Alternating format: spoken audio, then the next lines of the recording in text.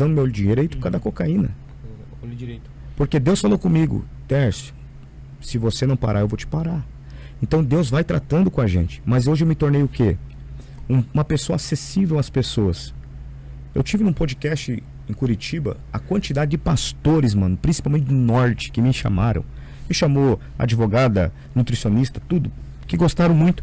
Mas a quantidade de pastores que me chamou, pautados em uma frase que eu falei, que é o seguinte, que o Talmud judaico fala que quem tem que desaparecer da terra é os pecados e não os pecadores. Lógico. Então o que acontece lá naquelas regiões, quando eles erram, eles não podem mais pisar na igreja. Não, acabou.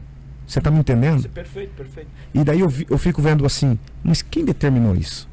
Então, Davi pagou o preço, mas não perdeu a coroa. Então, Tércio, eu entendo perfeitamente você, mas aí nós vamos chegar num sistema da igreja que faz uma interpretação. Eu digo sempre assim... Um sistema que joga com duas medidas. Eu vou dizer assim, eu faço sempre assim, ó, quando você vai para uma guerra, ou quando um país vai para uma guerra, ele leva os seus exércitos para a guerra, os seus soldados, mas também leva a Cruz Vermelha, que é os que vão socorrer os que são feridos. Os enfermeiros para dar um amparo. E eu sempre digo que as instituições religiosas, e não a Igreja de Cristo, que essa é a noiva intocável, santa, né? Ninguém toca nela. Ela manda os seus soldados para a guerra e esquece de entender que algum desses soldados, em algum momento, serão feridos em campo de batalha, e aí não tem o pelotão para socorrê-lo. Ou seja, jogam fora.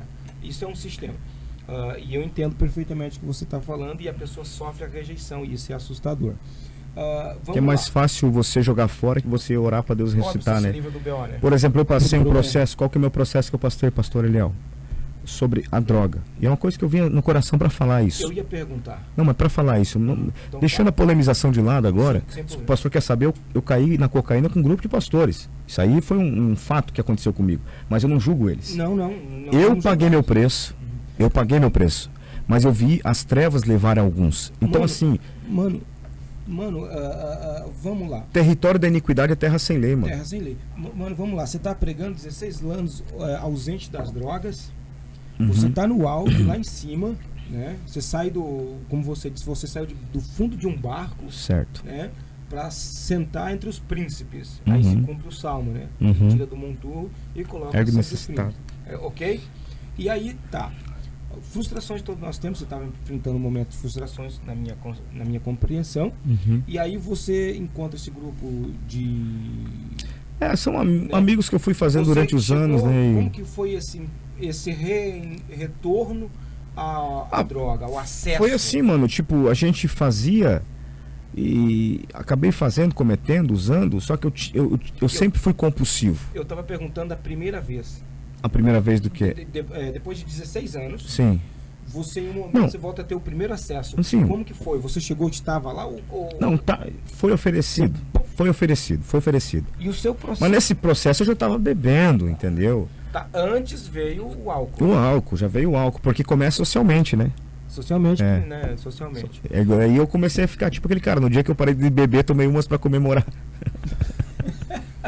Beba socialmente e vomite bastante. Eu lembrei agora de uma frase dos pastores antigos que diziam assim que o diabo vem com sapatinho de algodão, sabe? Então eu lembrei dessa fala agora. Pra mim veio com um sapatinho de Cinderela. Foi ali. E aí toma um gole aqui, um gole ali. É obviamente que o cara, quando toma um gole, mesmo que seja socialmente... Então deixa eu te falar sobre a questão. Eu vim antes descobrir sobre a síndrome do borderline, que é aquele que vive na borda, que é uma síndrome... Eu não sou psicopata porque eu sou 100% emoção, né? Eu vi os psiquiatras falam isso. O psicopata é 100% razão. Sim, não tem emoção.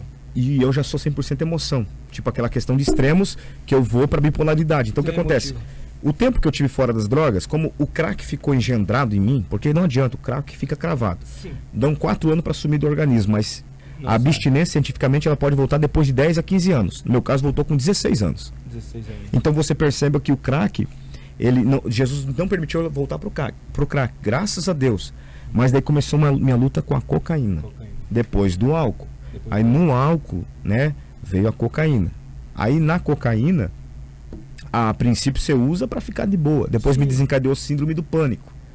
Me desencadeou medo, entende? Então, alucinação que bate mesmo. E eu quero jogar muito limpo aqui com quem está me ouvindo. Porque assim, o que acontece hoje? Pode falar com isso. O processo da libertação de um drogado é da seguinte forma: ele vai ter as recaídas dele. Você tá entendendo? Com certeza. Agora pensa eu, preso ao altar, com 2 filhos, na época eu acho que nem é, mas com 2 filhos para criar, dependendo da oferta. E tudo que eu sei fazer na minha vida é pregar, porque Deus me chamou para isso. Nisso eu sou bom. Se me dá um microfone, eu consigo fazer o povo rir, consigo fazer o povo chorar. É um dom que Deus me deu.